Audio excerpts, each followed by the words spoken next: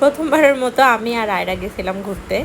যেতে যেতেই আয়রা ঘুমাই গেছিল, যেটা হয় বাচ্চারা আসলে বাইরে যাওয়ার সময় রাস্তার মধ্যেই ঘুমায় যায়। আয়রার ক্ষেত্রেও তাই হয়েছিল। এই তো পৌঁছায় গেছিলাম, মোটামুটি সন্ধ্যার পরেই আমরা গেছিলাম, যেতে যেতে সন্ধ্যা হয়ে গেছিলো আর কি। খুব সুন্দর একটা মনোরম পরিবেশ ছিল।